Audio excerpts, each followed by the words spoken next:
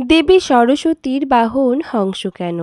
বিদ্যার দেবী সরস্বতী হিন্দু ধর্মে জ্ঞান, বিদ্যা, বুদ্ধি, শিল্প, সঙ্গীত ও সৃজনশীলতার অধিষ্ঠাত্রী দেবী হিসেবে চিরকাল পূজিত হয়ে আসছেন।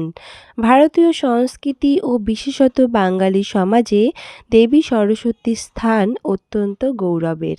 বাঙালি প্রবাদ আছে ১২ মাসে ১৩ পার্বণ, আর সেই ১৩ পার্বণের মধ্যেই অন্যতম প্রাচীন, ঐতিহ্যমণ্ডিত ও সর্বজনীন উৎসব হল সরস্বতী পূজা।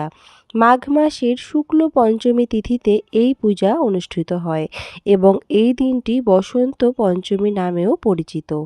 শীতের শেষে প্রকৃতিতে যখন বসন্তের কোমল স্পর্শ এসে লাগে, তখনই বিদ্যার দেবী আরাধনার মাধ্যমে মানুষের মনেও জ্ঞান, পবিত্রতা ও শুভ্রতার নবজাগরণ ঘটে।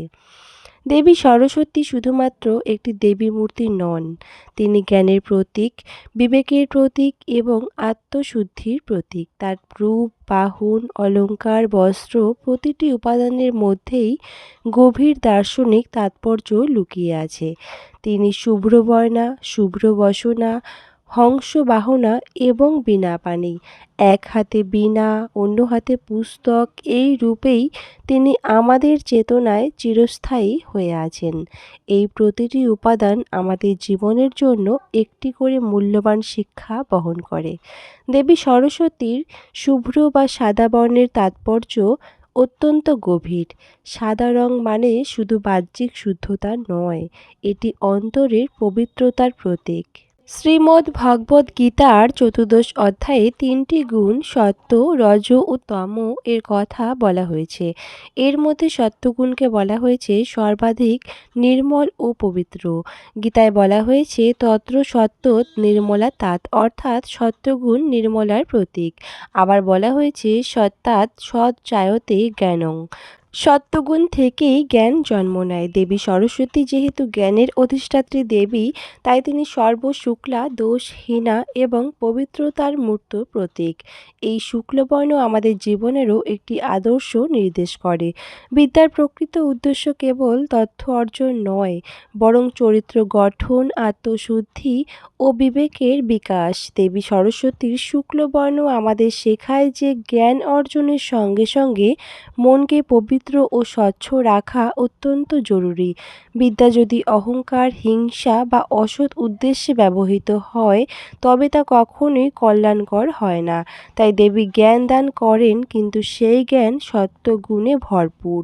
দেবী সরস্বতীর বাহন হিসেবে হংস বা রাজহংসের নির্বাচনও কোনো কাকতালীয় বিষয় নয়। হংস ভারতীয় দর্শনে এক বিশেষ তাৎপর্য বহন করে। হংসকে বলা হয় বিবেকের প্রতীক। লোকবিশ্বাস অনুযায়ী হংস দুধ ও জলের মিশ্রণ থেকে জল পরিত্যাগ করে শুধু দুধ গ্রহণ করতে সক্ষম, অর্থাৎ সে সার ও অসারের পার্থক্য করতে জানে। একইভাবে কাদা পানির মধ্যেও থেকেও হংস তার খাদ্য খুঁজে নিতে পারে, অর্থাৎ অশুদ্ধ পরিবেশেও সে শুদ্ধতাকে গ্রহণ করতে পারে। এই হংস বাসনা দেবী সরস্বতী আমাদের জীবনের এক গুরুত্বপূর্ণ শিক্ষা প্রদান করেন। জ্ঞানের সাধক হিসেবে আমাদেরও উচিত অসার, ভেজাল ও অকল্যাণকর বিষয় পরিত্যাগ করে সার, সত্য ও কল্যাণকে গ্রহণ করা। আধুনিক জীবনে আমরা নানান বিভ্রান্তি, তথ্যের আধিক্য ও কৃত্রিমতার মধ্যে বাস করছি। এই সময়ে হংসের মতো বিবেক বুদ্ধি না থাকলে সত্যিকারের জ্ঞান অর্জন করা অসম্ভব। দেবী সরস্বতী হংস বাসনা হয়ে আমাদের শেখান কিভাবে বিবেকের মাধ্যমে জ্ঞানকে গ্রহণ করতে হয় এবং অজ্ঞানতা ও অন্ধকারকে পরিত্যাগ করতে হয়। দেবী সরস্বতীর হাতে থাকা বীণা তার আরেকটি গুরুত্বপূর্ণ পরিচয় বহন করে। বীণা হলো সঙ্গীতের প্রতীক, আর সঙ্গীত হলো জীবনের ছন্দ। বীণার তারে যখন আঘাত লাগে, তখন সে নাদ বা ধ্বনির সৃষ্টি হয়, সেটাই নাদব্রহ্মের প্রকাশ। ভারতীয় দর্শনে নাদকে ব্রহ্মের সঙ্গে তুলনা করা হয়েছে। সাধনার উচ্চ স্তরে পৌঁছালে যোগী ও সাধকেরা অন্তর্লোকে সেই নাদ শুনতে পান বলে বিশ্বাস করা হয়। বীণার সুর অত্যন্ত মধুর, কোমল ও ছন্দময়। দেবী সরস্বতীর হাতে বীণার উপস্থিতি আমাদের শেখায় যে বিদ্যা অর্জনের পর মানুষের বাক্য বাক্য, আচরণ ও চিন্তা ভাবনাও যেন মধুর ও সুরেলা হয়। বিদ্যা যদি কটু ভাষা, অহংকার বা অবমাননার জন্ম দেয় তবে তা প্রকৃত বিদ্যা নয়। তাই দেবীকে বীণাপাণি বলা হয়। যিনি বীণা ধারণ করে আছেন এবং যার বিদ্যা জীবনে সৌন্দর্য ও সামঞ্জস্য নিয়ে আসে। দেবী সরস্বতীর অন্য হাতে রয়েছে পুস্তক, যা বেদের প্রতীক। বেদকে বলা হয় জ্ঞানের ভাণ্ডার। বেদ শুধু ধর্মীয় গ্রন্থ নয়, এটি দর্শন, বিজ্ঞান ও নৈতিকতা ও মানব জীবনের পূর্ণাঙ্গ পথনির্দেশ। দেবীর হাতে পুস্তক থাকার অর্থ তিনি আমাদের জ্ঞান চর্চার পথে আহ্বান জানান। বিদ্যার্থীদের উদ্দেশ্য হওয়া উচিত জ্ঞান অন্বেষণ, আত্মোন্নতি এবং সত্যের সন্ধান। বাঙালি সমাজে সরস্বতী পূজার সঙ্গে এক বিশেষ আবেগ জড়িয়ে আছে। শিশুদের হাতে খড়ি থেকে শুরু করে ছাত্র জীবনের প্রতিটি ধাপে দেবী সরস্বতীর আশীর্বাদ কামনা করা হয়। শিক্ষা প্রতিষ্ঠানে, বাড়িতে, মণ্ডপে সর্বত্রই এই পূজা মহা সমারোহে পালিত হয়। সাদা ও হলুদ রঙের পোশাক, ফুল, আলপনা, খাতা, বই সব কিছু মিলিয়ে এই দিনটি যেন বিদ্যার এক মহোৎসব। সরস্বতী পূজার দিন ছাত্রছাত্রীরা দেবীর চরণে বই খাতা নিবেদন করে। এর অর্থ হলো আমাদের জ্ঞানার্জন যেন অহংকারে ভরে না ওঠে, বরং দেবীর চরণে সমর্পিত থাকে। এই সমর্পণই মানুষকে প্রকৃত জ্ঞানী করে তোলে। দেবী সরস্বতী আমাদের আশীর্বাদ করেন যাতে আমাদের জীবন শুভ্র, পবিত্র ও আলোকময় হয়। দেবী সরস্বতী কেবল বিদ্যার দেবী নন।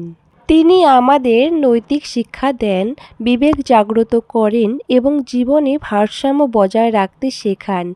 তার বাহন হংস আমাদের শেখায় কিভাবে সার ও অসার আলাদা করতে হয়। তার বীণা আমাদের শেখায় কিভাবে জীবনকে সুরেলা ও ছন্দময় করতে হয়। তার পুস্তক আমাদের শেখায় জ্ঞানের গুরুত্ব। তার শুক্ল বর্ণ আমাদের শেখায় পবিত্রতার মূল্য। এই কারণেই বিদ্যার দেবী সরস্বতীর বাহন হংস। কারণ বিদ্যা মানে কেবল শেখা নয়, বিদ্যা মানে বিচার, বিবেক ও আত্মশুদ্ধি। হংসের মতো বিবেকবান না হলে জ্ঞান আমাদের কল্যাণের বদলে অকল্যাণ ডেকে আনতে পারে। দেবী সরস্বতী আমাদের সেই পথেই পরিচালিত করেন যেখানে জ্ঞান মানব কল্যাণে ব্যবহৃত হয়, অহংকার নয়। শেষ পর্যন্ত বলা যায় দেবী সরস্বতীর পূজা আমাদের জীবনে একটি গভীর দার্শনিক ও নৈতিক বার্তা বহন করে। এটি শুধুমাত্র একটি ধর্মীয় আচার নয়, এটি একটি জীবন দর্শন। দেবীর আশীর্বাদে আমাদের জীবন হোক শুভ্র, পবিত্র, জ্ঞানময় ও মানবিক। বিদ্যার আলোয় অজ্ঞানতার অন্ধকার দূর হোক, আর হংসের মতো বিবেকের ডানায় ভর করে আমরা পৌঁছে যাই সত্য ও জ্ঞানের শিখরে।